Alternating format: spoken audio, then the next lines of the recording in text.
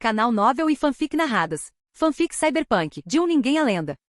Capítulo 161, Pistas e Ossos. Então, você está dizendo que uma detetive da Danger Girls estava investigando a vítima e desapareceu no meio da investigação? Após ouvir a explicação de Kara, Johnson começou a juntar as peças do quebra-cabeça. Para dar um pouco mais de contexto, quando o detetive começou a investigar, a vítima ainda estava viva. Kara lançou um olhar para a cena do crime macabra dentro do perímetro. E agora? Isto ficou interessante. Um detetive investiga alguém, e essa pessoa acaba morta em um beco no centro da cidade, e o detetive desaparece. Johnson murmurou algo para si mesmo, percebendo que aquele caso não era tão simples quanto pensara inicialmente. Parece que meu palpite inicial estava errado. Isso, provavelmente não foi um trabalho de um catador, considerando que os saqueadores do City Center tinham sido dizimados recentemente. Não havia como uma nova equipe já ter se atrevido o suficiente para fazer um detetive desaparecer. Posso dar uma olhada no arquivo da vítima, Tenente Johnson? Já que você está envolvido, claro. Johnson entregou o arquivo sem muita hesitação. Tecnicamente falando, mesmo aqueles diretamente envolvidos em um caso não teriam permissão para acessar, mas o NCPD já havia deixado de se importar com regras desse tipo há muito tempo. E Johnson? Ele se importava ainda menos. Kara examinou o arquivo rapidamente, memorizando os detalhes importantes. Ele não tinha a menor intenção de entregar aquilo para Kenichiro, que basicamente estava ali parado como um mero enfeite. Após uma leitura rápida, Kara devolveu o arquivo a Johnson. A vítima era de Santo Domingo e só havia atuado naquela região nas últimas semanas. Mas seu corpo foi encontrado aqui, no centro da cidade. Kara olhou para o relatório novamente. O arquivo afirma que não há imagens de vigilância que mostrem ele saindo de Santo Domingo. Então isso significa... Kara começou a juntar as peças do quebra-cabeça. Ou ele tinha um jeito de burlar as câmeras de segurança, ou foi levado de carro até o centro da cidade. Ou então, alguém o enfiou num porta-malas e o largou aqui. Em Night City havia apenas algumas maneiras de se locomover, a pé, de carro ou de transporte público. E se a vítima tivesse usado o metrô, haveria registros de identificação do seu cartão de transporte. Mas não havia. Isso significava que as únicas possibilidades reais restantes eram ir a pé ou de carro. Tecnicamente, ele poderia ter optado por um veículo autônomo, mas considerando sua situação financeira? Improvável. A vítima era apenas um motorista de entregas, um trabalhador de nível básico que ainda tinha 2 anos de pagamentos a pagar pelo transporte da empresa. As chances de ele ter condições de comprar um carro autônomo eram praticamente nulas. Então só valia a pena considerar essa opção se todas as outras possibilidades fossem descartadas. Qual era o motivo da investigação do detetive sobre ele? Johnson e Kara estavam trocando ideias, buscando qualquer pista. Aparentemente, ele estava tendo um caso com um homem casado. O marido suspeitava que sua parceira o estava traindo, então contratou um detetive particular para investigar. Você sabe como é, a maioria dos trabalhos de detetive particular não envolve solucionar crimes. Esse tipo de caso doméstico é o que eles fazem de melhor. Um caso, hein? Johnson não ficou particularmente surpreso. Os relacionamentos eram mais informais nessa época. Ora, nem mesmo os gêneros eram mais fixos, então esse tipo de coisa era apenas mais uma terça-feira qualquer. O que ele estava considerando, no entanto, era a possibilidade de um assassinato por vingança. E se fosse um crime passional? Talvez o detetive tenha encontrado provas de que a companheira do marido estava traindo. Então, o marido foi examinado. A companheira dele também. Após o desaparecimento do detetive, a agência investigou os 2 casos. Foi apenas um mal-entendido. O suposto caso era com outra pessoa completamente diferente. Lá se foi a vantagem. Johnson franziu a testa. Em sua juventude, ele era realmente muito bom em resolver casos. Mas com o passar do tempo, ele percebeu que isso não importava. Não importava quantas provas ele encontrasse, não importava o quão irrefutável fosse o caso, os suspeitos sempre saíam impunes. Então ele parou de se importar com as investigações. Em vez de perder tempo procurando pistas, ele simplesmente atirou primeiro. Em vez de investigar, ele treinou sua mira. E agora? Depois de anos deixando essas habilidades se deteriorarem, tentar recuperá-las foi difícil. Kenichiro permaneceu em silêncio ao lado deles. Ainda não fala, mas seus olhos cibernéticos piscavam de vez em quando, claramente processando fluxos de dados, provavelmente transmitindo tudo o que ele via para algum outro lugar. Kara, sabendo perfeitamente que aquele trabalho era um teste, não estava dando a mínima atenção ao seu suposto superior. Ele já sabia o que era aquilo. Os fãs da Arasaka adoram seus julgamentos estúpidos. Ele já havia vivenciado isso uma vez, apenas indiretamente. Agora, isso era realmente autêntico. Não que isso importasse. Em contraste com essa avaliação sem sentido, Kara estava genuinamente interessado no trabalho de detetive em si. Interpretar Sherlock Holmes de vez em quando não era nada mal. Com as pistas externas se esgotando, Kara decidiu mudar de abordagem.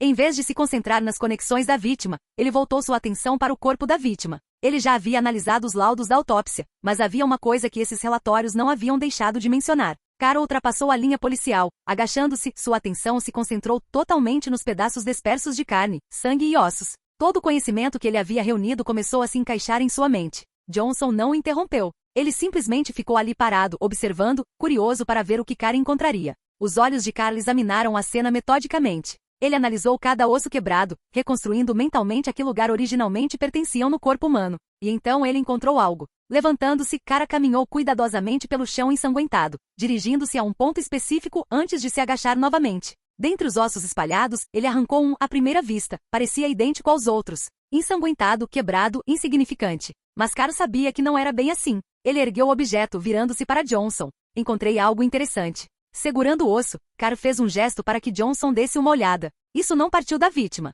Não da vítima. Johnson aproximou-se, estreitando os olhos para o fragmento nas mãos de Cara. Você está dizendo que temos um segundo corpo? Não. Então, Cara apertou o fragmento ósseo entre o dedo indicador e o dedo médio. Então, com uma leve pressão, ele a partiu ao meio. Ele mostrou a borda quebrada para Johnson. Isto não é osso humano. Não humano. Sim, a maioria das pessoas não reconheceria. Cara sorriu. Mas eu faço. Porque há poucos dias eu mesmo piquei alguns. Ele deixou cair os fragmentos quebrados na palma aberta da mão de Johnson. Isto, disse Cara, é osso de porco. Porco! A surpresa inicial de Johnson rapidamente deu lugar a uma profunda reflexão, porque foi aí que as coisas ficaram interessantes. Contrabandear porcos para Night City não era fácil. Foi caro. Muito caro. E no entanto, e lá estavam eles. Ossos de porco misturados aos restos mortais de uma vítima de homicídio.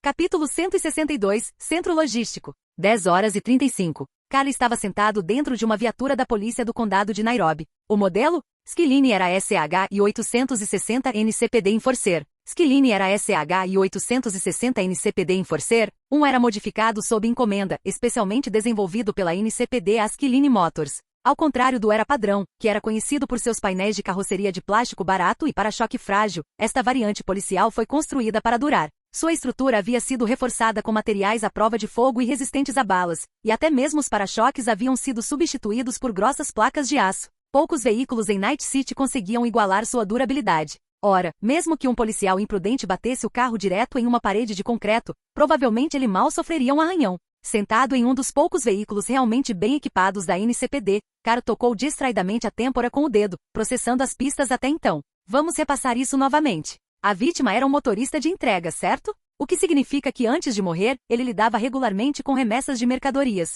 E ele era de Santo Domingo, que por acaso também é o distrito de Night City mais próximo das Badlands, e o maior centro de operações de contrabando. Então, disse Johnson, ainda observando o cara do banco do motorista, você acha que esse osso de porco tem algo a ver com as entregas dele? Ignorando Kenshiro, que permanecia completamente em silêncio no banco do passageiro, Johnson prosseguiu. Você está dizendo que ele estava envolvido em contrabando de carne de verdade? Se você pensar dessa forma, é fácil chegar a várias possibilidades, disse Cara. Mas neste momento nada disso importa realmente. Porque a única coisa de que realmente precisamos é encontrar a pessoa-chave por trás dessa cadeia de suprimentos. Assim que os localizarmos, obteremos nossas respostas, seja para a sua investigação de homicídio ou para o meu detetive desaparecido. Então, em vez de bancarmos detetives, você está sugerindo que simplesmente encontremos o cara certo e o façamos falar? Johnson deu um sorriso irônico. Não vou mentir, esse é mais o meu estilo atualmente. Sua mão repousava no volante, o pé pronto para pisar no acelerador. Muito bem. Qual é o nosso destino? Santo Domingo. Distrito de Arroio.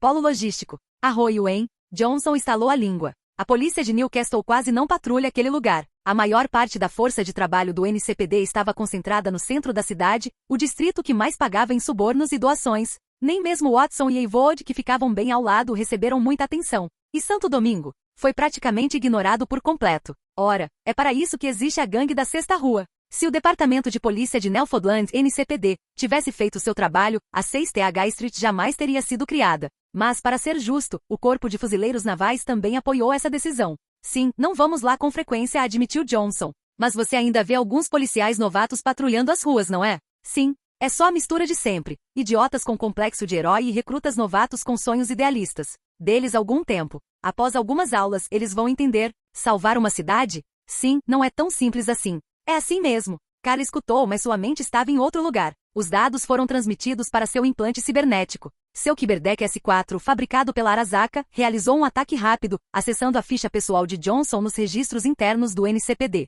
Johnson. Posto, tenente. Idade, 45. Histórico, Santo Domingo, Distrito de Arroio, Cidade da Noite. Experiência, atuou como policial de patrulha em Santo Domingo por 16 anos. Conquistas, solucionou 3 casos importantes, interveio em 14 conflitos entre gangues e recebeu 17 menções honrosas de terceira classe, além de 5 menções honrosas de segunda classe. Cara lembrou o sistema de mérito do NCPD. Eliminar um criminoso violento ou capturar um procurado valia um mérito de terceira classe. Liderar um esquadrão para neutralizar uma operação inteira de uma gangue, ou dar uma contribuição equivalente, concedia um mérito de segunda classe. Então, quando Johnson disse, salvar um lugar não é tão fácil, seria essa a renúncia de um oficial outrora condecorado, alguém que genuinamente tentou salvar seu lar, mas falhou? Carr balançou levemente a cabeça. Não havia nada a dizer em resposta, porque para alguém que realmente tentou, as palavras de pessoas de fora não importavam. Se algumas palavras de incentivo pudessem mudar alguma coisa, pessoas como Johnson não teriam persistido por anos, apenas para finalmente desistir. A viatura policial solitária percorria as ruas de Santo Domingo, atraindo olhares curiosos dos moradores locais. Um único veículo da NCPD entrando sozinho em Santo Domingo? Isso sim era raro. Será que esses policiais de repente criaram coragem? Ou, isso foi algum tipo de acordo? Alguns membros da gangue da Sexta Rua, ao avistarem a viatura policial, imediatamente repassaram a informação para seus superiores. Não se tratava de informações de grande repercussão, mas nas ruas, até os pequenos detalhes faziam diferença. Centro Logístico de Arroio. Apesar de desempenhar um papel crucial na cadeia de suprimentos de Night City, esse centro logístico era minúsculo. Comparado aos enormes arranha-céus corporativos do centro da cidade, este lugar mal ocupava o espaço de 5 ou 6 campos de futebol. No entanto, era responsável por pelo menos 1/5 das necessidades logísticas e de transporte de Night City. 1/5 de uma cidade com 7 milhões de habitantes. Tudo isso passando por essa instalação minúscula. Caro saiu do carro, observando as instalações apertadas. Ao observar esse centro logístico, finalmente entendi por que tantos corredores das Badlands operam na cidade. Se as pessoas dependessem apenas do transporte oficial, receber mercadorias do exterior rapidamente seria praticamente impossível. Ele lançou um olhar para Johnson. Com todos os problemas para receber remessas externas, isso não incomoda o corpo de fuzileiros navais? Eles não se importam, respondeu Johnson, saindo. Cada corporação tem suas próprias rotas de suprimento especializadas. Até mesmo a Arasaka possui o Arasaka Waterfront para remessas marítimas. Você acha que os outros corpos do exército não têm algo semelhante? Dito isso, Johnson se virou para Kenichiro, que ainda estava ao lado deles. Seu olhar permaneceu por um instante então. Eu mencionei a Arasaka. Isso não te ofendeu, né? Não sou funcionário da Arasaka. Kenichiro respondeu com calma indiferença. Como se a pergunta investigativa de Johnson não significasse absolutamente nada. Está tentando investigar meu passado? Você terá que se esforçar mais do que isso. Esse cara só está fazendo cena, pensou Johnson. Por que diabos Carl está trabalhando com ele? Anos de experiência ensinaram a Johnson que Kenichiro era perigoso. Mas não importa quantas vezes o testasse, a reação do homem era sempre a mesma, calma e inabalável. Mesmo que Johnson quisesse alertar Carl sobre ele, não conseguiu encontrar nenhuma prova para sustentar sua alegação. Carl ignorou a troca de mensagens. Em vez disso, parado na entrada do centro logístico, ele discou um número. Era um contato que Oliver lhe havia dado. Um número específico para encomendar carne de verdade. Os ossos de porco encontrados na cena do crime eram recentes. Mesmo analisando a medula óssea, não foram encontrados sinais de congelamento. Significa que o porco tinha sido abatido recentemente. E considerando a dificuldade de contrabandear carne de verdade para Night City, os carregamentos eram raros, talvez uma vez por mês, quando muito. Em outras palavras, os ossos de porco da cena do crime, e os porcos aos quais Carl tinha acesso, provavelmente eram do mesmo lote. Capítulo 163. Problemas internos? O responsável pelo contrabando concordou em se encontrar comigo. Cara desligou o telefone. Combinamos de nos encontrar na entrada dos fundos do centro de logística. Não é longe, podemos ir a pé. Parece que graças a já termos feito negócios juntos antes, Oliver está disposto a conversar comigo. Enquanto Carl falava, ele percebeu Johnson tirando o uniforme da NCPD e retirando um fuzil de assalto Ajax do porta-malas. Militech M251S Ajax, fuzil de assalto cinético. Confiável, prático e fácil de usar. Não requer treinamento extensivo ou implantes cibernéticos de última geração. A arma preferida dos soldados em todo o mundo. Johnson, você está usando Ajax? Carl lembrou que da última vez que viu Johnson, ele estava com uma arma diferente. Tudo graças a você. Johnson inspecionou o rifle novinho em folha e deu um sorriso irônico. Agora que meu esquadrão finalmente tem armas e armaduras decentes, posso finalmente gastar um pouco desse dinheiro mal alocado comigo mesmo. Carl deu uma risadinha. Caramba, será que a polícia de Newfoundland está mesmo tão falida assim? Suborno, peculato. Até onde eu sei, vocês estavam extorquindo dinheiro de vendedores ambulantes. Como vocês conseguiram comprar um Ajax? Johnson, limpando seu novo rifle com a manga como se fosse um bem precioso, retrucou. Não subestimem o Ajax. Pelo preço, este é o melhor rifle que você pode comprar. Carter ergueu uma sobrancelha. Então, o NCPD realmente se preocupa tanto assim com a relação entre orçamento e desempenho? Johnson deu de ombros. Uma novinha em folha chega perto de 2.000 redemoinhos. Você acha que não nos importamos? Para um chefe de polícia que mal conseguia pagar as contas, finalmente ter uma arma decente era uma grande conquista. Se mata é uma boa arma. Carl olhou de relance para o Ajax, pensando agora se não deveria pegar um fuzil de assalto também. Seu overnight era ótimo para combates a curta distância, mas quando se tratava de poder de fogo sustentado, faltava-lhe capacidade de munição para aguentar combates prolongados. Além disso, como ele havia esvaziado todo o seu arsenal para V e sua equipe, já era hora de reabastecê-lo. Fuzil de assalto? Marca de seleção branca espingarda? Marca de seleção branca submetralhadora? Marca de seleção branca. Se ele estivesse mesmo empenhado em otimizar seu equipamento, precisaria dos três. Enquanto caminhavam pela rua, Johnson, com seu rosto de aparência americana, postura militar e rifle Ajax, poderia facilmente ser confundido com um membro da gangue da Sexta Rua. Cara, com as mãos nos bolsos e andando como se fosse o dono do lugar, parecia mais um garoto de empresa em uma excursão escolar. Kenichiro, em um elegante terno preto, seguindo-o como um guarda-costas silencioso, completava o quadro. A visão deles juntos? Eles se destacaram imediatamente. Tanto que na entrada dos fundos do centro de logística, o contato de Carlos avistou imediatamente o contrabandista. Jovens provavelmente da idade de Oliver, cresceram no mesmo quarteirão. Seguiram caminhos diferentes. Um entrou para 6th Street, o outro permaneceu na linha e conseguiu um emprego no centro de logística. O contrabandista olhou para os companheiros de cara, franzindo ligeiramente a testa. Quem são esses dois? Ele reconheceu Carr, sua reputação o precedia, mas não esperava que ele aparecesse acompanhado de dois desconhecidos. Carlos apresentou casualmente. Este aqui é Johnson, chefe de polícia do NCPD. Um amigo. Ele está me ajudando a investigar algo. NCPD? O contrabandista enrijeceu, os olhos arregalados em pânico. Para alguém envolvido no negócio do contrabando, a NCPD era uma má notícia. Mas quando viu a expressão de Carr, ele rapidamente percebeu algo. O contrabandista olhou em volta, depois voltou a olhar para Johnson, que agora estava atrás de Carl. Ele baixou a voz e perguntou cautelosamente. Ele é um dos seus? Carl hesitou por um segundo antes de responder. Ele é meu amigo. O contrabandista assentiu com a cabeça, uma expressão de alívio cruzando seu rosto. Contanto que ele seja seu amigo, tudo bem. Sem problemas, eu entendo. Eu também tenho amigos assim. Dito isso, ele voltou sua atenção para Kenichiro. Cara prosseguiu com as apresentações. Ele é da agência de detetives Garotas Perigosas. Tecnicamente meu chefe. Espera aí, o quê? Garotas Perigosas? O contrabandista franziu a testa visivelmente surpreso. Eu pensei que todas as detetives deles fossem, sabe, garotas com orelhas de gato? Caro suspirou. Cara, vocês, moradores de Night City, realmente entendem do assunto, né? A primeira coisa que você menciona são as malditas orelhas de gato. Não, ele é da segurança. Enfim, Cara decidiu encerrar a conversa abruptamente antes que ela se transformasse em mais um debate sobre detetives velhos. Ele explicou rapidamente toda a situação ao amigo de Oliver. Então, deixe-me ver se entendi direito. O contrabandista processou as informações. Uma detetive com orelhas de gato desapareceu enquanto seguia alguém. O alvo que ela investigava foi encontrado morto, seu corpo esquartejado no centro da cidade. E na cena do crime, você encontrou ossos de porco frescos? Agora ele estava franzindo a testa. Sim, isso é estranho. Carla animou-se. Esquisito? O contrabandista assentiu com a cabeça com uma expressão séria. Sim, contrabandeamos apenas 2 porcos recentemente e um você comprou e o outro ainda está em câmara frigorífica. Se os ossos de porco que você encontrou estavam frescos, sem sinais de congelamento, isso significa que há mais alguém contrabandeando porcos para a cidade. Carla estreitou os olhos. Você viu algum outro contrabandista atuando recentemente? O contrabandista balançou a cabeça negativamente. Nenhum sequer. Transportar carne de verdade não é fácil. É preciso uma verdadeira cadeia de subornos para que funcione. Fazemos isso há gerações, uma prática que herdamos de nossos pais. Estranhos? De jeito nenhum eles vão entrar sem a gente saber. Cara pensou por um instante. Então, algo fez sentido. Nesse caso, só existe uma possibilidade. O contrabandista ficou tenso. Que possibilidade? Cara olhou para ele. Você pode me levar até o depósito? A expressão do contrabandista se tornou ainda mais carrancuda. Espere, você está dizendo que o porco está armazenado. Ele parou de falar e depois rangeu os dentes. Mas só a nossa equipe sabe onde fica o armazém. Você está me dizendo que há um problema lá dentro? Cara deu de ombros oferecendo uma solução. Finja que sou um cliente. Ele transmitiu 10.000 cabos para o cara na hora. Se o porco ainda estiver lá, considere-o vendido. Eu compro agora mesmo. O contrabandista hesitou, mas Caro já o havia superado em manobras. Levar pessoas aleatórias de fora para ver mercadorias contrabandeadas? Não está bom. É muito arriscado. Levar um cliente pagante para inspecionar sua compra?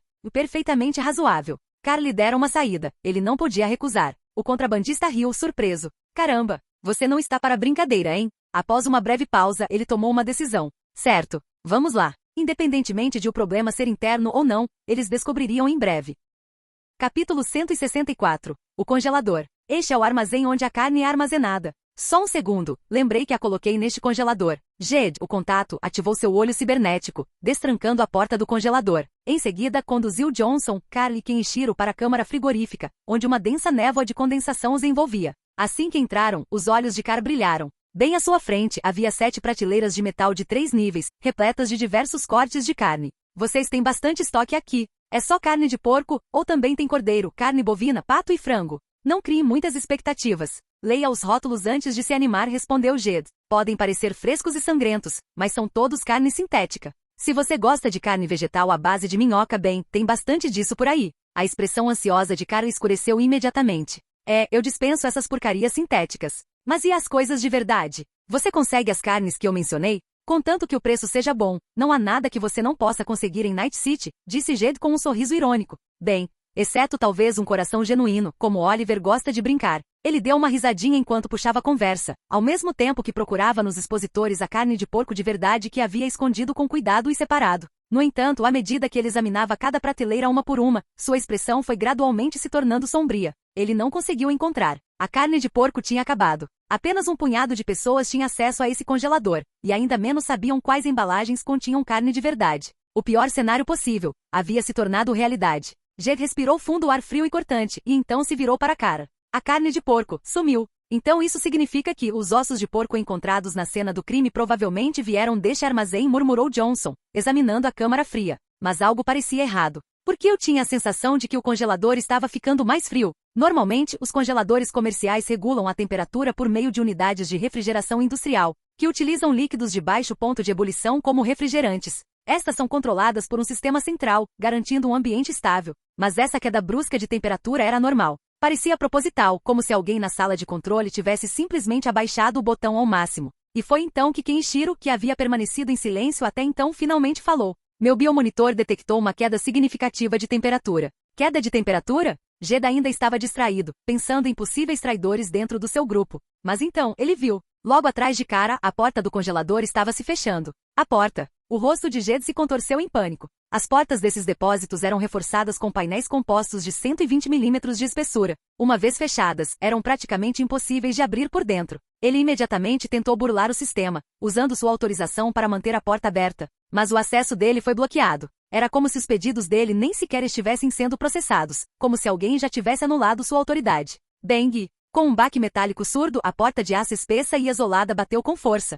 Eles ficaram presos. Droga, precisamos chamar alguém lá fora. Essa foi a primeira reação de Jed. Mas assim que tentou se conectar ao seu sistema de comunicação, ele ficou paralisado. A conexão dele havia caído. Estava completamente congestionado, como se alguém tivesse ativado um bloqueador de sinal, isolando-os do mundo exterior. Porra! A expressão de Jed se contorceu em frustração. Que diabos estava acontecendo? Como as coisas tinham escalado tão rápido? Johnson, que acabará de presenciar a porta do congelador batendo com força, virou-se com uma expressão sombria e perguntou. Essa porta pode ser aberta por dentro? A porta da câmara frigorífica utiliza uma fechadura semimecânica com um sistema de desbloqueio inteligente integrado. Se perdermos a autorização de leitura, ela só poderá ser aberta pelo lado de fora. Tremendo de frio, Jed cerrou os braços e acrescentou. Eles estavam planejando instalar uma porta magnética, daquelas que abrem tanto por dentro quanto por fora. Mas acharam que era muito caro, então continuaram com essa porcaria antiquada. Mais alguém vem aqui? Sou o único de plantão hoje. Ao ouvir a voz cada vez mais trêmula de Jed, Johnson bateu o pé no chão, frustrado. Droga! Entrar direto num espaço fechado enquanto investigava um caso e ficar trancado lá dentro. Como diabos eu fui parar num clichê de trama de dança cerebral? Ele tentou fazer uma ligação, mas nada. Suas comunicações estavam completamente bloqueadas. Naquele momento, Johnson compreendeu o quadro completo. Alguém os estava observando o tempo todo. Do contrário, como poderiam ter calculado o momento exato para trancá-los lá dentro e bloquear suas comunicações assim que entrassem no congelador? Sua mente começou a trabalhar a mil. Eram 11 da manhã. Isso significava que faltavam 13 horas para a meia-noite. Mas mais importante, quando começa o próximo turno? 6 da manhã. Então eles tiveram que sobreviver por 19 horas? Nessas condições de congelamento, será que eles chegariam a tempo do resgate? Independentemente de conseguirem ou não, ele precisava encontrar uma maneira de Caro sobreviver, pelo menos. Contanto que Caro saísse daqui vivo, este caso não terminaria aqui. Cara caçaria quem quer que estivesse por trás disso. Johnson se recompôs. Ele estava prestes a sugerir que se aconchegassem juntos para conservar o calor corporal quando, de repente, percebeu que algo estava errado. Caro tinha ido embora. A única pessoa que permaneceu ao lado dele foi Kenichiro, cuja expressão estava completamente inalterada, seu rosto calmo como sempre. Onde diabos estava Cara? Assim que esse pensamento passou pela cabeça de Johnson, uma explosão ensurdecedora ecoou pelo congelador. Bum! O congelador inteiro tremeu com a onda de choque. Ainda tremendo de frio, Jed e Johnson se voltaram para a origem do som. E ambos reagiram exatamente da mesma maneira. Eles ficaram paralisados com a boca aberta. Por que vocês estão parados aí? Carl ficou parado casualmente em frente à porta do congelador amassada, sacudindo a poeira das mãos. A porta está aberta. Vamos lá, está um frio do caralho aqui dentro. O quê? Jed olhou fixamente para o lugar onde antes ficava a pesada e reforçada porta do freezer, agora substituída por um buraco enorme na parede. Seu cérebro entrou em curto-circuito. Ah, foi mal, acrescentou Carl casualmente. Quebrei a porta do seu congelador. Me avise quanto custou, eu pago. N não é. Esse é o verdadeiro problema aqui. Jed mal conseguiu pronunciar as palavras. Mas Carl, interpretando mal sua preocupação, continuou explicando. Você provavelmente deveria trocar esse freezer. A porta era bem grossa, mas as paredes? Muito frágeis. Eu mal fiz algum esforço e ele desabou inteiro. Eu não acho que esse seja o problema aqui. Enquanto Jed tentava assimilar o que acabará de acontecer, Kenichiro passou por ele casualmente, saindo para o espaço aberto. Claramente nem ele queria mais ficar naquele quarto gelado. Jed e Johnson observaram em silêncio atônito enquanto Kenichiro saía calmamente por entre os destroços. E só então eles perceberam algo. Carl e Kenichiro nunca pareceram preocupados. A partir do momento em que a porta do congelador se fechou, apenas Jed e Johnson entraram em pânico, tentando descobrir como escapar. Carl e Kenichiro. Eles nunca sequer cogitaram a possibilidade de não conseguirem sair. Johnson soltou um longo suspiro, massageando as têmporas. Acho que a resolução de crimes nesta era se resume basicamente à força bruta. Capítulo 165. Interceptação forçada. Eles já se foram. Quando Jed levou Carl e os outros para a sala de controle do armazém, tudo o que encontraram foi uma estação de segurança vazia. Será que eles perceberam que escapamos da câmara frigorífica e evacuamos mais cedo? Johnson examinou a sala de controle em busca de pistas e, em seguida, voltou seus olhos para uma das câmeras de segurança. Uma imagem congelada da porta destruída da câmara frigorífica. Eles tinham uma visão clara da brecha daqui. Deixe-me verificar. Carl estendeu um cabo monofilamento, conectando-o ao terminal de segurança e invadindo o sistema. À medida que os fluxos de dados passavam por sua interface neural, ele extraía rapidamente as informações de que precisava. Peguei eles. Estão indo para a saída dos fundos, ainda podemos alcançá-los. Após apagar as próprias gravações de segurança e desativar as câmeras ao longo do caminho, Carl se virou e foi embora. Não foram necessárias palavras, Johnson e Kenichiro o seguiram imediatamente. Jed hesitou por um instante, depois cerrou os dentes e correu atrás deles. Espere. Conte comigo, eu também vou. Não pretende bater o ponto hoje? Perguntou Carl secamente. Todo este lugar é administrado pela nossa gente. Se eu sair por um instante, ninguém vai nem notar. Além disso, a mão de Jed pairou sobre sua pistola Lexington, os dedos se apertando. Preciso saber quem nos traiu, e porque só de descobrir isso já me custou a vida. Carl lançou um olhar para Kenichiro, pedindo silenciosamente sua opinião. Afinal, tecnicamente, Kenichiro era o responsável por essa tarefa. Ele é uma parte envolvida. A resposta de Kenichiro foi breve, mas decisiva. Bem certinho, né? Se você não está envolvido, fique de fora, mas se você está dentro até o fim. Cara, agora no controle total da vigilância do armazém, manteve um olho nos alvos em fuga enquanto eles chegavam à saída dos fundos. Ali, um dos fugitivos saltou para dentro de um Thornton Colby, um veículo de 2 lugares. Então só havia uma pessoa lá dentro? Apenas um cúmplice? Cara não se apressou em sequestrar o veículo remotamente. Paciência. Melhor deixar que eles nos guiem adiante. Além disso, este não era um Colby modificado. Ele não tinha capacidade de direção autônoma, o que significa que Carl não podia assumir o controle direto mesmo que quisesse. Em vez disso, ele invadiu o sistema de rastreamento GPS, mantendo sob vigilância constante. Você estava nos observando antes. Agora é a sua vez. Enquanto o Colby acelerava para longe, Carl e os outros alcançaram a viatura da NCPD. O Enforcer, com sua blindagem pesada, permaneceu intacto. Ninguém em sã consciência ousaria mexer com um carro de polícia em plena luz do dia. Então não houve surpresas desagradáveis como pneus faltando ou um para-brisa quebrado. No instante em que os 4 entraram, o motor do cruzador ganhou vida. Cara, agora pressionado contra o banco pela aceleração repentina. Não pôde deixar de se perguntar se todos os nativos de Santo Domingo já nasciam com fúria ao volante e necessidade de velocidade. Mesmo assim, ele teve que emitir um aviso. Johnson, não precisa acelerar. Eu já te enviei a localização deles, devemos segui-los à distância. Se uma viatura começar a pressioná-los, eles com certeza vão perceber. Você acha que ainda tem mais espera pela frente, né? Johnson sorriu, mantendo o pé no acelerador. Não se preocupe, cara. Pela minha experiência, caras assim acabam contando tudo depois de um pouco de persuasão. Ao ouvir o plano de cara de jogar a longo prazo, Johnson pisou fundo no acelerador, fazendo o carro da polícia acelerar ainda mais. Vocês, policiais corruptos, não têm nenhum tipo de protocolo? Isso foi brutal demais. Cara, que inicialmente pretendia investigar o caso como um verdadeiro detetive, sentiu agora a força descomunal do veículo em alta velocidade e, sabiamente, optou por ficar em silêncio. No momento, seu único medo era que se Johnson freasse bruscamente, ele acabasse mordendo a própria língua. O Johnson dentro do carro e o Johnson fora do carro eram 2 pessoas completamente diferentes. Será que todos os moradores de Santo Domingo têm mesmo raiva no trânsito e uma queda por rachas de rua? Carl estava seriamente considerando gravar esse estereótipo em sua mente. Apesar de ter partido mais tarde, a viatura da NCPD estava agora a aproximar-se rapidamente de Thornton Colby, que fugia, com o condutor a acelerar ao máximo. No momento em que o motorista do Colby percebeu a aproximação da viatura policial, o carro deu 2 solavancos, como se a pessoa ao volante tivesse começado a tremer incontrolavelmente. Johnson talvez devesse ir um pouco mais devagar. Se eles entrarem em pânico e baterem num prédio, vão acabar se matando. Carr queria ficar em silêncio, mas a essa altura, não teve escolha a não ser dizer alguma coisa. Relaxa, eu já lidei com muitos canalhas assim. Diminuir o ritmo? Nem pensar. Johnson apertou um botão no painel e Carl observou incrédulo enquanto a viatura acelerava ainda mais. Espere. Aquele botão. O palpite de Carl estava certíssimo. Aquela coisa maldita tinha sido modificada para velocidade. Será que os policiais do NCPD estão mesmo modificando suas próprias viaturas? Entretanto, Jed, sentado ao lado de Carl no banco de trás, ficou completamente pálido. Será que tomei a decisão errada ao entrar neste carro? A essa velocidade, até o menor erro poderia fazê-los girar e se chocar diretamente contra uma parede de concreto. Mais à frente, o Colby, agora sob imensa pressão da viatura policial que o perseguia, fez uma curva brusca, com o motorista visivelmente perdendo o controle. Carl observou o carro falhar completamente em fazer uma curva adequada, com as rodas sacudindo erraticamente antes de, repentinamente, começar a girar fora de controle. Ele já tinha visto muitos acidentes de corrida antes, e o resultado era sempre o mesmo. Depois de algumas rodadas incontroláveis, o carro inevitavelmente se chocava contra uma barreira em alta velocidade. Aqueles caras lá dentro, com certeza estão mortos.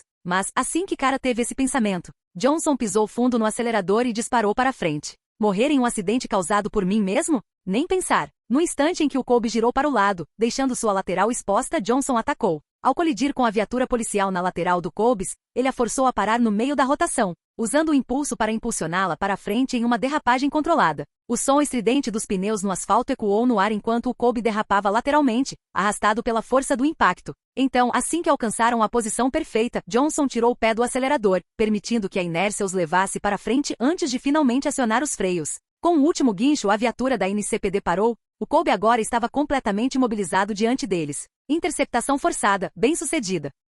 Capítulo 166. Reputação. Johnson, você tem certeza de que isso não vai matar ninguém? Essa foi a primeira coisa que Carl disse depois que o enforcer parou. Johnson, pensando que ele se referia às pessoas do Thornton Colby, respondeu sem hesitar. Relaxe, eles não vão morrer. Tenho experiência nisso. Nunca tive uma única baixa ao interceptar um veículo. Na verdade, eu não estava falando deles. Mas enfim, nenhuma morte até agora. Que tipo de piloto lendário é esse cara? Carl ficou aliviado por Oliver não estar por perto. Se Oliver estivesse ali, provavelmente tentaria repetir a mesma façanha da próxima vez. 1 ou 2 vezes não faz mal, mas fazer isso com muita frequência. Isso não é bom para o seu coração. Claro, Carl poderia escapar mesmo se algo desse errado. Mas ser capaz de escapar e realmente se divertir em um jogo de carrinhos de bate-bate são duas coisas muito diferentes. Urg, Jade, que vinha se segurando, não aguentou mais. Saiu correndo do carro, curvou-se e começou a vomitar ao lado do enforcer. Ao ver isso, Johnson estalou a língua. Já está enjoando no carro? Garoto, você precisa trabalhar na sua tolerância. Johnson, acho mais provável que ele esteja sofrendo de disfunção do sistema nervoso autônomo devido ao estresse extremo, o que está causando náuseas e vômitos.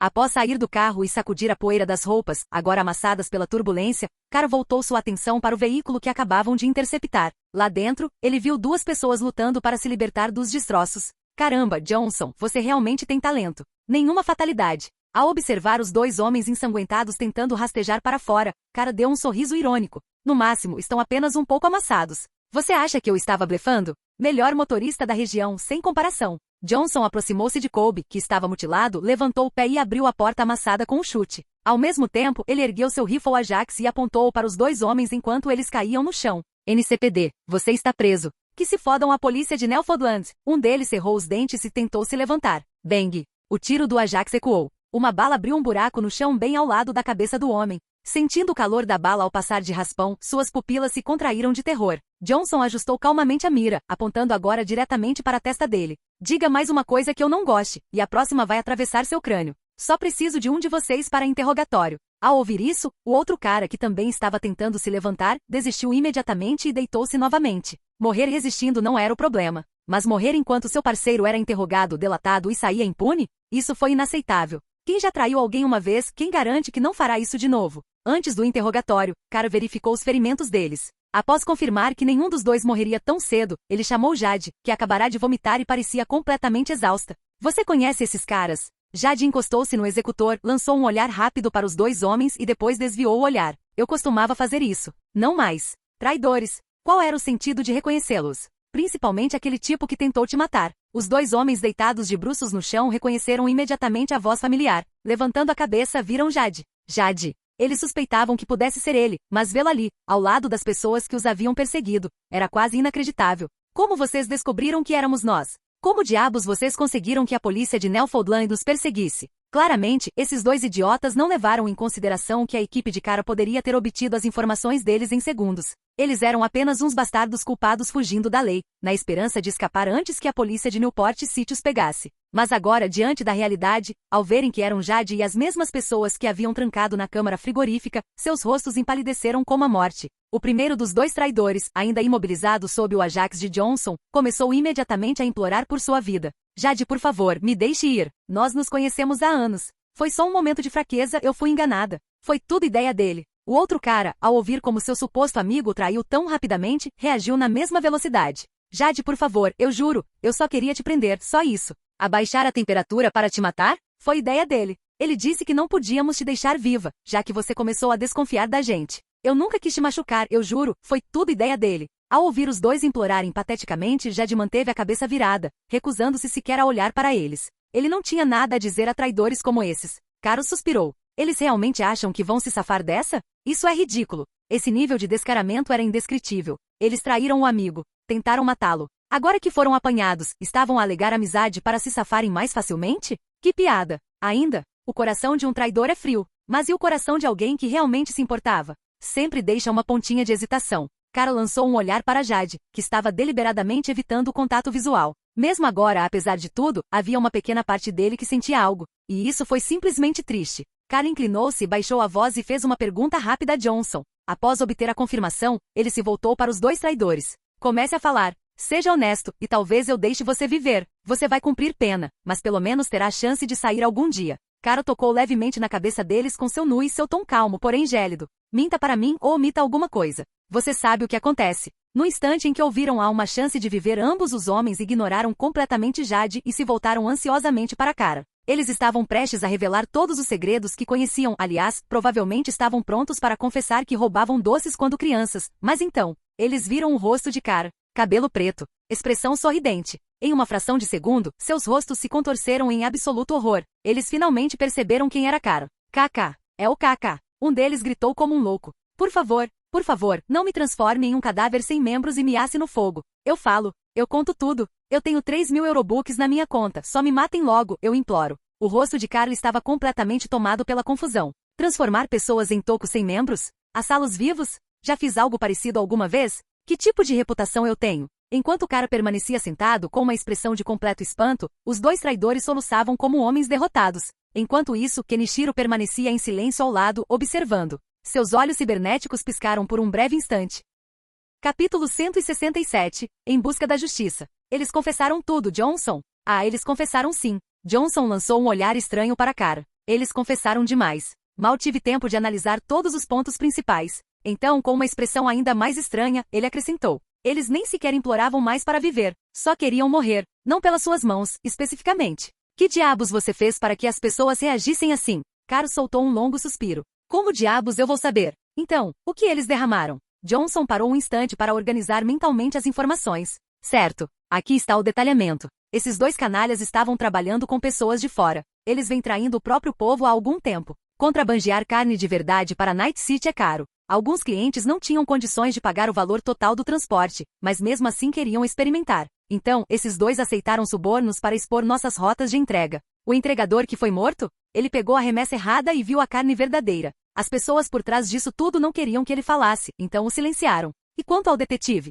Ela estava bisbilhotando na hora errada e foi pega. Cara cruzou os braços, processando a nova informação. As rotas de contrabando. De pé ali perto, o rosto de Jade escureceu. Pensei que todas as prisões recentes fossem apenas azar. Presumi que a NCPD estivesse por trás disso, confiscando as remessas. Johnson soltou uma risada curta. NCPD? Confiscar carne? Ah, garoto, nunca tivemos nada disso. Lembro-me de ter recebido o relato sobre contrabando, sim. Mas quando chegamos lá, só encontramos corpos. Ele zombou. Tudo o que fizemos foi recolher os cadáveres. Mas pelo menos, podemos chamar isso de operação bem-sucedida para os registros. Jade cerrou os punhos. Aqueles dois desgraçados. Eu realmente acreditava que era a própria rota que estava comprometida. Pensei que fosse uma coincidência. Ele respirou fundo, com a voz trêmula, mal conseguindo conter a raiva. 6 homens. 6 dos nossos. Homens que cresceram juntos. Confiavam um no outro. E eles venderam tudo como se não fosse nada. Para quê? Johnson soltou um suspiro brusco, com a voz monótona. 5.000 redemoinhos. Jade ficou paralisada. Johnson prosseguiu. Eu verifiquei as transações deles. Ao todo, eles ganharam cerca de 20.000 com isso. Mas eles já gastaram a maior parte. Os últimos 5.000? Isso foi enviado para eles recentemente. Caro soltou um assobio baixo. Trair a própria tripulação. Por apenas 5.000 edis? Isso é patético pra caralho. Sem hesitar, Carla abriu sua interface. Um instante depois, 5.000 vórtices foram transferidos para Jade. Jade pescou, confusa. Cara deu de ombros. O dinheiro sujo de sangue deles não trará ninguém de volta. Mas pelo menos as famílias deles podem comprar uma arma. Nesta cidade, estar desarmado não é uma opção. Jade encarou Caro por um segundo. Então, com um aceno lento de cabeça, ele aceitou os fundos. Sim, eles vão precisar disso. Após uma breve pausa, Jade acessou sua própria conta. Um instante depois, ele devolveu os 10.000 edis que Carl lhe havia pago originalmente pela carne. Os porcos foram embora. A promoção está cancelada. Você receberá seu dinheiro de volta. Cara rejeitou o pedido de transferência de Jade. Aguentar. Carl esboçou um sorriso. A carne não desapareceu necessariamente. Ainda precisamos conversar um pouco com o cara por trás de tudo isso.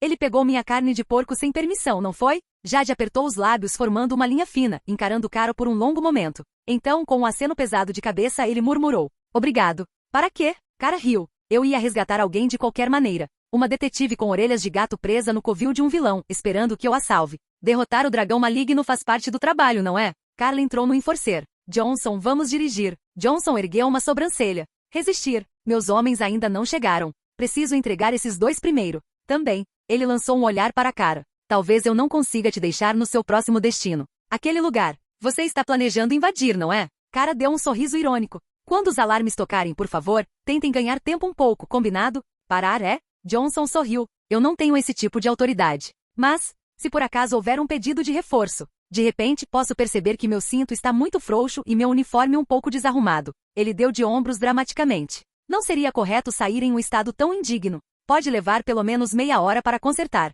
Afinal, o Departamento de Polícia de Night City, NCPD, orgulha-se de ser o responsável pela aplicação da justiça em Night City, não é? Cara deu uma risadinha. É preciso estar impecável para as pessoas importantes. Enquanto ele percorria a página com a localização que Johnson acabará de lhe enviar, o sorriso de Cara se alargou. Norfolk, Westbrook. O único bairro desta cidade sem gangues, sem favelas. Apenas uma vida de elite de classe alta. Chique. Um mercenário comum como eu. Convidado para conhecer a vida de luxo? Que privilégio! O sorriso de Cara se tornou afiado. Imagino como esse desgraçado ganancioso vai se sentir quando me vir à porta dele. Um homem que já possui riqueza. Mesmo assim, opta por economizar em alguns trocados. Ao custo de 6 vidas. Eu me pergunto, será que a atitude dele em relação à morte será diferente da deles? Se ele não reagir da maneira que eu quero, Carla estalou os nós dos dedos. Talvez eu tenha que experimentar alguns métodos alternativos. Após a chegada do reforço da NCPD, Johnson passou para o banco do motorista. Desta vez, este veículo policial não estava a caminho para fazer cumprir a lei.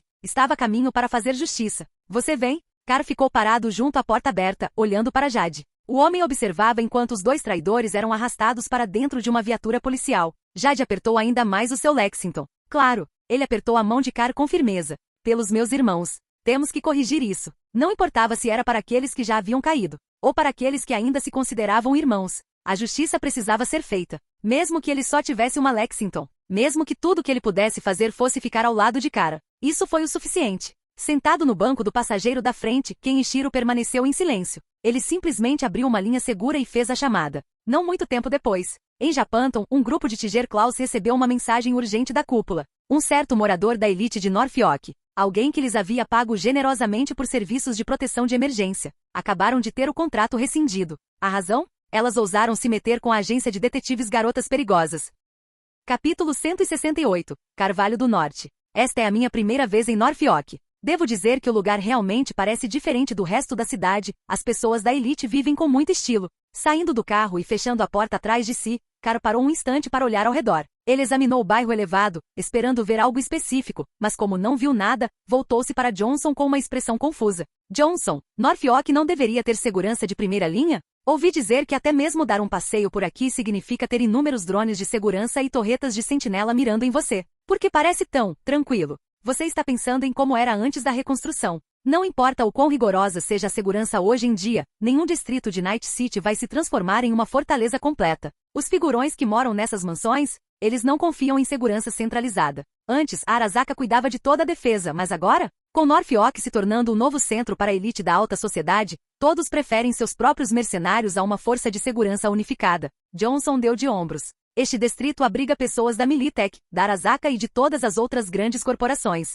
Você acha que eles simplesmente entregariam a segurança aos seus rivais? Faz sentido. Com essa pequena aula de história, Carl entendeu a situação. Então, basicamente, eu não preciso lutar contra dezenas de torretas de sentinela e um exército de drones armados só para invadir? Dentro da mansão dele? Talvez. Mas fora? Esqueça. Droga. Isso meio que acaba com a minha empolgação. Carl suspirou. Ele acabará de executar simulações de invasão de alto nível em seu chip de treinamento, e agora não teria nem a chance de usá-lo de verdade. Que decepção. Mas não se descuide. Você nunca sabe que tipo de sistema de segurança esses ricaços têm em casa. Enfim, é até aqui que posso te ajudar. Você já resolveu tudo? Cristalino, Johnson. Carl sorriu. Uma propriedade privada completa com jardim e piscina próprios, Villa Overlook, certo? Aqueles 2 informantes me deram todos os detalhes. Não foi preciso muito esforço para confirmar. Mas é meio irônico, não é? Um cara que possui uma mansão de 5 a 6 milhões de euros, 5 quartos, 3 banheiros, e ainda assim economiza centavos em segurança, trocando vidas por economias. Clássico. Pense em casas de luxo isoladas na Califórnia como referência.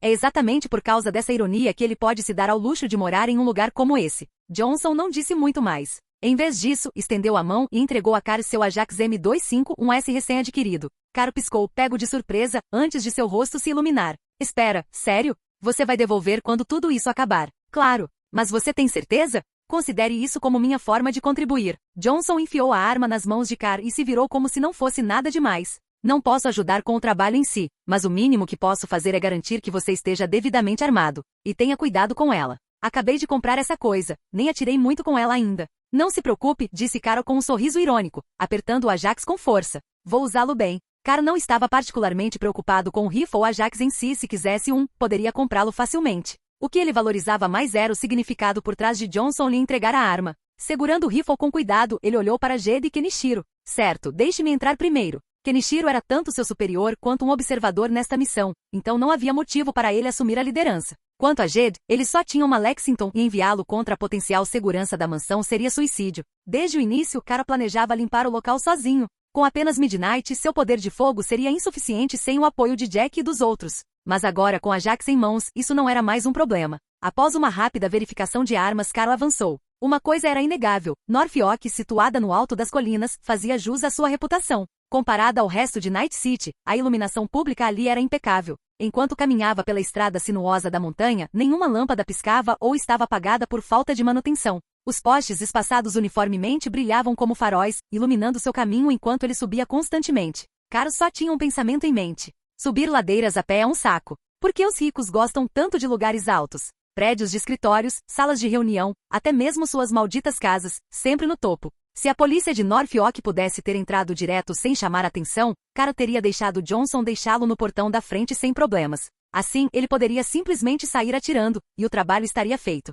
Que pena que meu motorista particular não esteja por perto. Enquanto Carl resmungava por dentro, os 2 homens atrás dele tinham atitudes completamente diferentes. Kenichiro permanecia tão calmo como sempre, sua expressão indecifrável, os olhos cibernéticos piscando intermitentemente. Provavelmente envolvidos em transmissão de dados ou comunicação remota. Jed, por outro lado, segurava seu Lexington com força, o rosto uma mistura de excitação e nervosismo. Nem mesmo Oliver, que cresceu em uma família ligada ao crime organizado, havia participado de uma operação policial de grande escala antes de entrar para 6th Street, muito menos Jed, cuja família trabalhava com logística. No máximo, ele havia sacado uma arma para alguns delinquentes de rua em um confronto. Mas isso? Ir atrás da elite corporativa? Isso era um nível de emoção completamente diferente. Então essa é a vida de um mercenário? É isso que Oliver faz todos os dias? Se Carl tivesse ouvido os pensamentos de Jed, provavelmente teria revirado os olhos e respondido à altura. Que tipo de mercenário tem que ir a pé para o seu trabalho quando não tem reforço? Por sorte, a caminhada não foi muito longa. Caso contrário, sendo preguiçoso como era, Carl poderia seriamente ter considerado pedir carona a algum carro que passasse. Se havia algo que as ruas de Norfolk tinham em abundância, eram carros de luxo. Um após o outro, veículos elegantes e sofisticados passavam, seus ocupantes ricos lançando olhares curiosos para Carl e seu grupo. Até mesmo essas pessoas ricas pareciam surpresas. Quem diabos anda por Norfolk? Mas a curiosidade deles não durou muito. Para a elite rica, pequenas coisas como essa não passavam de distrações passageiras, diversões momentâneas que logo eram descartadas de seus pensamentos, a menos que os tenha afetado diretamente. Afinal, o que alguns pedestres aleatórios poderiam ter a ver com eles? Não é como se alguns bandidos de rua tivessem coragem suficiente para atacá-lo, certo? Capítulo 169. Fujiwara Yoshinaga. A operação de transporte foi exposta. Fujiwara Yoshinaga, sentado no luxuoso sofá do salão principal de sua mansão, tomando um gole de vinho tinto, franziu levemente a testa ao ler a mensagem recebida. Ele reconheceu vagamente o remetente, um dos funcionários de logística de nível básico responsáveis por lhe fornecer carne fresca. Então a operação foi descoberta. Isso significa que minhas transações, pagamentos por entregas de carne, foram descobertas? TCH. Peixes de fundo inúteis. Aos 28 anos, Fujiwara Yoshinaga vinha de uma família aristocrática japonesa, outrora detentora de status nobre. Mas após perder uma disputa de poder, foi forçado a se mudar para Night City, onde está há 4 anos. O que ele sente em relação a esta cidade? Só sinto repulsa. Sem empregados domésticos, sem mordomos pessoais, nada. Tudo tinha que ser organizado e tratado pessoalmente. Ele estava farto disso. Hoje mesmo, o tal chefe qualificado, que ele havia contratado, que se gabava de ter um diploma de uma escola de culinária prestigiosa, fracassou miseravelmente ao tentar preparar até 3 refeições simples. Então, naturalmente, ele o demitiu não faz muito tempo. E agora, justamente quando ele planejava contratar um novo chefe, de repente se viu com um problema no abastecimento de alimentos. Resolva você mesmo. Estou te pagando e já limpei a bagunça que você fez com a entrega. Até mandei meus homens darem um jeito naquele idiota que pegou o pacote errado. Se você ainda quer receber, resolva você mesmo. Após enviar aquela resposta morna, Fujiwara voltou sua atenção para outra mensagem preocupante, um aviso de rescisão de contrato dos Tiger Claws. Franzindo ainda mais a testa, ele imediatamente contatou o chefe da equipe de segurança de sua mansão. Os Tiger Claws rescindiram meu contrato de segurança repentinamente. Provavelmente porque alguém da minha família ainda está manipulando tudo, tentando me eliminar. Mantenham seus homens em alerta esta noite. Mas desta vez, ele não obteve resposta. Suas sobrancelhas se franziram ainda mais. Americanos selvagens e inúteis. Ele praguejou baixinho. Se não fossem as preocupações com a segurança, ele já teria se livrado deles há muito tempo. Assim como aquele chefe inútil que os afogou na piscina, estilhaçou seus corpos e os usou como adubo para as flores do jardim. Suas flores andavam com aparência frágil ultimamente, sofrendo com a falta de nutrientes. E se não fosse por aquele patético funcionário da logística que insistiu em simular o assassinato como um golpe de gangue de rua, ele já teria moído os ossos de porco e os usado como fertilizante. Só de pensar nisso, ele já se irritava. Sem falar que essa mesma equipe de segurança já lhe havia causado uma enorme dor de cabeça. Quando ele ordenou que resolvessem a situação, eles não apenas prenderam o entregador, mas também trouxeram de volta um detetive que estava seguindo o caso. E não era qualquer detetive. Uma detetive de garotas perigosas. Essa não era uma pessoa que eles pudessem simplesmente matar e esquecer. Matar um verme qualquer, era uma questão trivial, algo que podia ser esquecido no dia seguinte. Mas sequestrar uma investigadora da Dangerous Girls? Esse tipo de coisa podia acabar matando ele. Esses idiotas pegam qualquer coisa, né? Se não fosse por invadir o chip neural da detetive, confirmar que seus movimentos não estavam sendo rastreados e verificar novamente os registros de segurança para garantir que ninguém tivesse percebido seu sequestro, ele já estaria se esforçando para negociar uma saída para essa enrascada.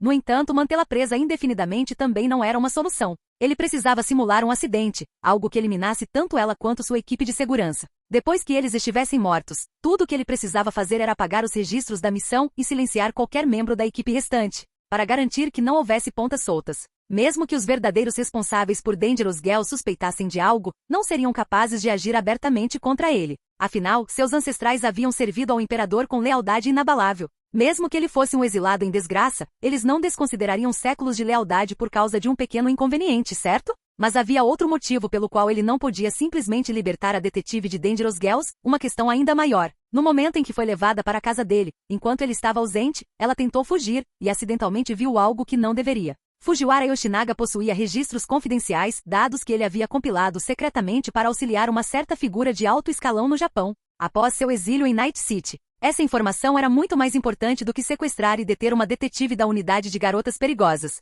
Não pôde ser exposto. Se a notícia vazasse, Fujiwara Yoshinaga não teria nenhuma chance de sobreviver. Para ser sincero, ele havia considerado soluções alternativas, talvez contratar um netruner para apagar completamente a memória do detetive. Ou melhor ainda, eliminá-la completamente, pessoalmente ou por meio de sua equipe de segurança. Mas ele não confiava neles. Ele não confiava em nenhum netruner que pudesse contratar, e certamente não confiava em sua equipe de segurança. E se o hacker decidisse vender esses dados de memória confidenciais? E se a equipe de segurança dele cometesse um deslize e vazasse a verdade sobre o assassinato dela? Fujiwara, sabendo quão pouco confiáveis e egoístas as pessoas eram, tinha um profundo medo de traição. E sinceramente, ele já nem se surpreendia mais com a incompetência deles. Se aqueles mercenários idiotas não tivessem agarrado a detetive em primeiro lugar, ele não estaria nessa situação, incapaz de matá-la, mas também incapaz de deixá-la ir. Eles o colocaram numa situação impossível, e agora ele tinha que descobrir como escapar. Fujiwara estava plenamente consciente de sua própria situação difícil. Sequestrar um subordinado de uma grande potência?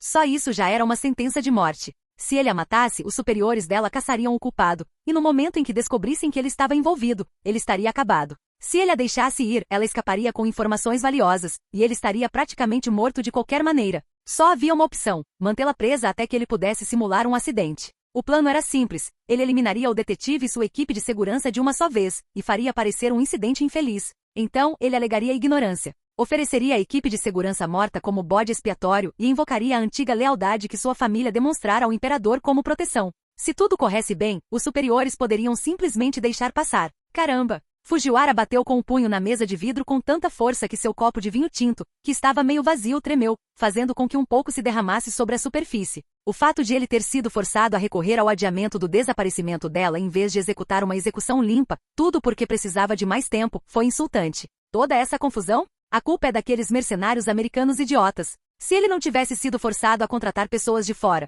se não vivesse constantemente paranoico com a possibilidade de que os contratados japoneses fossem espiões da sua própria família, ele nunca teria chegado a essa situação. Esses americanos são completamente inúteis. Fujiwara olhou furiosamente para seu registro de mensagens. Seu chefe de segurança ainda não havia respondido. Como ousam ignorar uma mensagem direta do empregador? Nem mesmo um simples sim ou entendido. Esses americanos arrogantes. Eles não sabiam como se curvar, não sabiam como demonstrar respeito, não sabiam como seguir ordens. E eles eram péssimos no que faziam. Por que diabos ele os contratou em primeiro lugar? Então, em meio à sua fúria, Fujiwara de repente sentiu que algo estava errado. A casa era silenciosa demais. Silêncio demais. Seu cão de guarda biomecânico, aquele que patrulhava o perímetro, não estava enviando nenhum sinal. Por quê? Capítulo 170. Você sente isso agora? Fujiwara Yoshinaga levantou-se de um salto do sofá, levando a mão instintivamente à fresta entre as almofadas. Com um movimento rápido, ele sacou uma pistola inteligente Yukimura, seus dedos envolvendo firmemente o cabo. Ao mesmo tempo, ele tentava freneticamente entrar em contato com sua equipe de segurança e sincronizar com seu cão de guarda biomecânico, mas não obteve resposta. Silêncio. Um silêncio anormal. Algo estava errado. Não, algo está muito errado. Que diabos aconteceu? Por que todas as conexões foram cortadas? Por que sua equipe de segurança não respondeu? O sinal estava sendo bloqueado? Ele verificou, nenhuma interrupção foi detectada. Suas comunicações estavam funcionando. O que significava? Não foi interferência. Eles simplesmente não estavam mais lá. De repente, sua mente voltou ao contrato de segurança com a Tiger Claws que havia sido rescindido. Uma sensação aguda e sufocante apertou seu peito. Ele estava em perigo. Desesperado, ele recorreu à sua última opção disponível: serviços de emergência. Linha de emergência da NCPD. NCPD. Minha propriedade foi invadida. Possíveis invasores. Preciso de assistência imediata. Meu endereço é... Uma voz masculina calma e jovial o interrompeu. Estaremos aí o mais breve possível, Sr. Fujiwara Yoshinaga. Clique. A ligação caiu. Fujiwara Yoshinaga congelou. Seu sangue gelou. Como ele? Como o atendente sabia o nome dele antes mesmo que ele o dissesse? Como ele sabia que era ele quem estava ligando? Uma sensação avassaladora de pavor invadiu seu estômago. Seus dedos apertaram Yukimura com mais força. Então, um som. Um leve rangido vindo do lado esquerdo da sala. A porta se abriu. O silêncio absoluto da casa foi quebrado pelo suave rangido das dobradiças. Fujiwara Yoshinaga girou sobre os calcanhares, o cano de sua Yukimura erguendo-se rapidamente para mirar. Seus olhos cibernéticos se ajustaram instantaneamente. Caixa selecionada leitura por infravermelho, nada. Caixa selecionada visão noturna, nada. Caixa selecionada alvo inteligente, nenhum inimigo detectado. O quarto estava vazio. A porta simplesmente tinha. Abriu-se sozinha. Fujiwara começou a suar frio. Aquela porta dá acesso ao corredor interno. Não há janelas por perto. Sem rascunhos. E o mais importante, ele mesmo trancou aquela porta. Cada fibra do seu ser gritava: corra! Mas ele não conseguia se mexer. Ele permaneceu imóvel, enquanto sua respiração se tornava irregular. Seu olho esquerdo fixou-se na porta aberta. Seu olho direito desviou-se para a janela que ia do chão ao teto, no lado oposto da sala. Lá fora ficava seu jardim escuro, envolto em sombras. Lentamente, passo a passo, ele recuou, até que seus ombros se pressionaram contra a parede de concreto maciço. Uma tênue sensação de alívio o invadiu. Pelo menos agora, ninguém conseguia se aproximar sorrateiramente por trás dele. Se alguém ousasse se mexer, seus sensores óticos cibernéticos e seu sistema de mira inteligente o localizariam instantaneamente. Tudo o que ele precisava fazer era puxar o gatilho. Clique. Sua arma virou bruscamente para a direita. A janela que ia do chão ao teto acabará de ser destrancada. A porta deslizou e abriu. Por si só, não havia ninguém lá. Sua respiração falhou. Suas mãos tremiam. Sua mente gritava para ele sair dali, mas as pernas dele não se mexiam. Não, não, não, não. Mantenha a calma. Mantenha a racionalidade. Pensar. Então, rachadura. Um som. Logo atrás dele. Tarde demais. Seu corpo estremeceu quando ele tentou se virar, mas antes que ele pudesse sequer reagir, bum! A parede atrás dele explodiu. Uma mão surgiu do concreto, agarrando seu pulso com uma força inquebrável. Antes que Fujiwara pudesse gritar, ele ouviu um estalo seco e seco. Sua pistola inteligente, sua Yukimura, estava sendo destruída. Seus dedos cibernéticos, estilhaçando-se sob o domínio de uma força invisível. Osso e metal, rachando juntos, mutilados irreparavelmente. A pressão era insuportável. Uma dor aguda percorreu todo o seu sistema nervoso. Sua mente já não conseguia processar o que estava acontecendo. Então, através do concreto estilhaçado, através da névoa carmesim da agonia, ele ouviu uma voz transbordando diversão, uma voz que zombava do seu medo. Então, Fujiwara, você sente isso agora? Você gosta tanto de quebrar coisas. Por que não experimentar sentir o que é estar quebrado você mesmo, Fujiwara Yoshinaga? Exatamente a mesma voz de sua ligação de emergência para a NCPD ecoou atrás dele. Naquele instante, uma segunda mão surgiu de repente da parede destruída, e apertou-lhe a garganta. Fujiwara nem sequer conseguiu gritar. Ele só conseguiu soltar um suspiro de espanto quando seu corpo foi puxado para trás. Seu crânio rachou violentamente contra o concreto irregular. Uma dor lancinante percorreu sua cabeça. Sua visão ficou turva enquanto ele era arrastado pelo buraco que desabou. Por um breve instante, sua mente oscilou à beira da inconsciência. Então, baque. Fujiwara caiu no chão com força. O aperto de ferro em seu pescoço desapareceu. Tosse, tosse. Ele se curvou, engasgando violentamente. A saliva espirrou no chão enquanto todo o seu corpo se contorcia em convulsões. Ele sentia como se seus pulmões estivessem sendo arrancados à força de seu peito. A engasgar é bem desagradável, não é? A voz era zombeteira. Passos se aproximaram. Então, uma máquina quadrúpede aproximou-se suavemente de seu lado. Um cão de guarda biomecânico, seus olhos metálicos brilhando na penumbra. Um cão cibernético da girafa ficou. Caramba, vocês realmente gastaram muito com segurança. Deu um pouco de trabalho para eu conseguir invadir, sabe? O dono da voz finalmente apareceu. Uma das mãos acariciava distraidamente a cabeça da máquina, a outra foi guardada casualmente no bolso. Eu costumava rir do Oliver por ele nunca ter visto um cachorro de verdade antes. Acho que esse brinquedo sofisticado será uma boa introdução para ele. Fujiwara encolheu-se em si mesmo. Como um animal ferido, ele tremia no chão. Era medo. Um medo profundo e paralisante. Sua mente trabalhava a 1000 por hora. Sua respiração falhou, mas sua mão direita discretamente se estendeu em direção ao casaco. Escondendo uma arma, hein? A voz estava divertida. Jogada inteligente. Você está esperando que eu baixe a guarda, não é? Vá em frente. Desenhe. Vou te dar uma chance. Agora. Fujiwara avançou, puxando com a mão esquerda uma pistola Kenshin de dentro do casaco. Ele mal conseguiu levantar o cano até a metade. Crunch! Uma bota atingiu seu pulso com força. Rachadura. Seus dedos se retorceram, seus ossos e implantes cibernéticos se quebrando sob a pressão esmagadora. Ai! Fujiwara gritou de agonia. Mas a dor não passou. Svi! Um filamento fino e brilhante reluziu na escuridão. Fujiwara ficou em silêncio. Sua voz havia sumido. Suas cordas vocais foram cortadas. Preciso. Cirúrgico. Nenhum órgão desnecessário foi danificado. O suficiente para garantir que ele nunca mais falasse. Fujiwara se contorceu no chão, ofegante. Mas nenhum som foi emitido. Apenas chiados secos e ásperos. Ao se virar, sua visão finalmente clareou. E ele viu seu agressor. Um jovem de cabelos pretos como azeviche. Olhos frios o encaravam. Sem raiva. Sem ódio. Simplesmente indiferença. Então, você sente isso agora? A asfixia?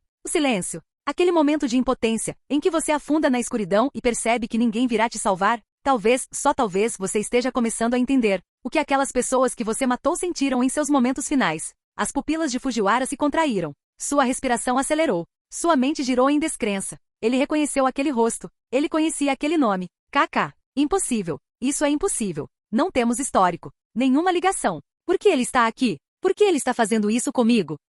Obrigado por assistir. Se gostou, deixa o like e inscreva-se. Quanto mais apoio, mais vídeos, e se possível apoie o canal doando no Pix do canal na descrição do vídeo. Qualquer valor ajuda, assim o canal pode trazer fanfics e novels de autores pagos e novos vídeos são postados com mais frequência. Muito obrigado a todos, curtam o canal.